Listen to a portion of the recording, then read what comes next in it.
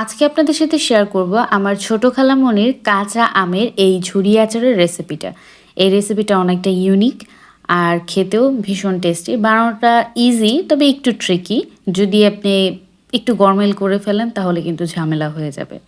আর এই আচারটা খিচুড়ির সাথে আর ঘরে মাখা মুড়ি মাখা যেটা থাকে সেই মুড়ি মাখার মধ্যেও অ্যাড করলে খেতে কিন্তু ভীষণ টেস্টি।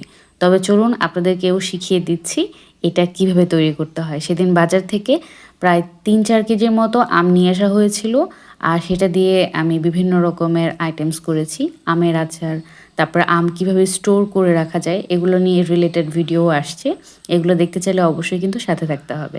তো এই ঝুরি আচারটার জন্য যে আমগুলো লাগবে সেগুলোর ভেতরের যে আঁশটা বা আটির যে বাহিরের যে আবরণটা সেটা শক্ত হওয়া চলবে না, কারণ এটাকে কুচি করতে হবে। এর জন্য ভেতরের যেই আঁশটা এটা কিন্তু একদম সফট থাকতে হবে, দ্যাট মিন্স কচি থাকতে হবে। তাহলে আপনি এটা ভালো মতো কুচি করতে সক্ষম হবেন। আদারওয়াইজ এমনিতেও করা যেতে পারে, ভেতরের আটির ওই শক্ত অংশটাকে বাদ দিয়েও কুচি করা যেতে পারে, সেটারও একটু টেকনিক আছে। তো যাই হোক, এখানে আমি আমগুলোকে পরিষ্কার করে ধুয়ে তারপর খোসা ছাড়িয়ে এরকম কুচি করে নিচ্ছি। আমার কুচি করতে একটু ঝামেলা হয়, মোটামুটি সাইজের কুচি করে নিয়েছি। এখানে দেখতে পাচ্ছেন প্রায় ১ কেজির মতো কাঁচা আম কুচি করে নেওয়া হয়ে গেছে, যতটুকু যেভাবে পারি আর কি। আর তারপর এখানে নিয়েছি প্রায় ১ পোয়া বা হাফ কেজির কাছাকাছি হবে এরকম পরিমাণে পেঁয়াজ কুচি করে নিয়েছি। পেঁয়াজটাও এখানে ম্যান্ডেটরি অবশ্যই লাগবে আর কুচি করে নিতে হবে। এবার সব কিছু হাত দিয়ে ভালো মতো মিক্স করে দিচ্ছি। আর যেটা সবচাইতে বেশি ইম্পর্ট্যান্ট সেটা হচ্ছে রোদ। আপনাকে এটাকে রোদে শুকাতে হবে। তো এখানে আমি ছাদের মধ্যে একটা কাপড়ের উপর এই আমের কুচিগুলো তারপর পেঁয়াজের কুচিগুলো ছড়িয়ে দিয়েছি। আমের এই কুচিগুলো প্রসেসিং হতে ১-২ দিনের মতো সময় লাগতে পারে, এটা টোটালি ডিপেন্ড করছে রোদ এবং আমের কুচির সাইজ অনুযায়ী। যেদিন সকালবেলা থেকে প্রচুর পরিমাণে রোদ থাকবে বাহিরে সেদিনই এই কাজটা করতে যাবেন, নয়তো আমার মতো বাজে অবস্থা হবে। এর আগে আমি প্রায় ২ কেজির মতো এই আম এবং ১ কেজির মতো এই পেঁয়াজ কুচি করে দিয়েছিলাম। সেদিন রোদ ছিল না বিধায় আমার আমগুলো এবং মানে সব কিছুই নষ্ট হয়ে গিয়েছিল। তো এর জন্য আপনাদেরকে আগেই জানিয়ে দিচ্ছি, যেদিন রোদ থাকবে সেদিনই এই কাজটা করতে যাবেন।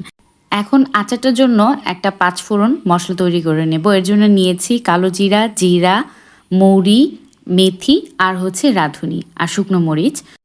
রাঁধুনি মশলাটা একটু পরে অ্যাড করতে হবে, এর জন্য আমি ওটা স্কিপ করে রেখেছি। নয়তো এই জিরা এবং মৌরির সাথে যখন এটাকে রোস্ট করতে যাব সবার প্রথমে কিন্তু রাঁধুনিটা কুকড হয়ে যাবে, পরবর্তীতে রাঁধুনি এই মশলাটা পুড়ে যাওয়ার সম্ভাবনা থাকে। মৃদু আছে এবার সব কিছু নেড়ে চেড়ে কিছুক্ষণ রোস্ট করে নেব। আর এরপরে অ্যাড করব হচ্ছে রাঁধুনি।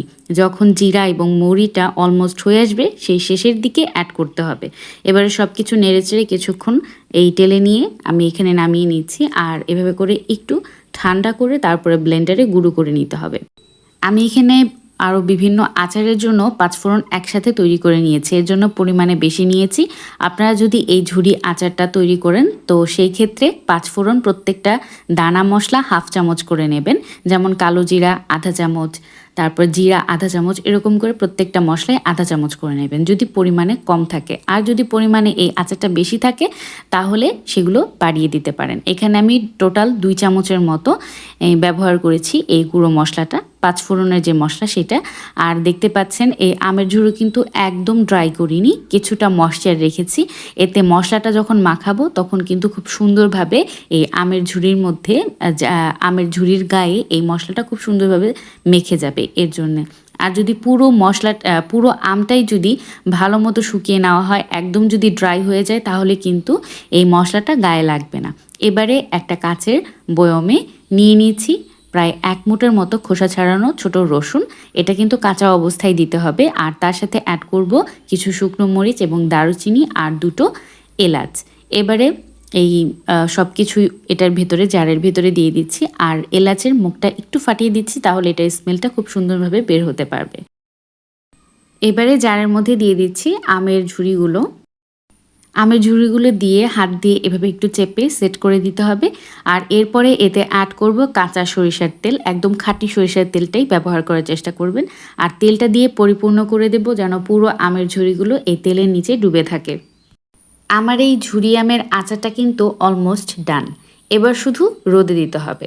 এমনিতেই সব রকমের আচারই রোদে দিতে হয়, তবে যেহেতু এটা কাঁচা অবস্থায় আছে এর জন্য প্রতিদিন এটাকে রোদে দিতে হবে। আরেকটা বিষয় জানিয়ে দিচ্ছি, যখনই বাসায় কোনো আচার তৈরি করবেন সেটা সবসময় কাচের কোনো জারে রাখার চেষ্টা করবেন, এতে করে আচারটা নষ্ট হবে না। তো আজকের মতো এখানেই বিদায় নিতে চাচ্ছি। ভালো লাগলে অবশ্যই লাইক কমেন্ট শেয়ার করবেন। আসছি আরও নতুন নতুন ভিডিও নিয়ে, ততদিন পর্যন্ত ভালো থাকবেন। আল্লাহ হাফেজ।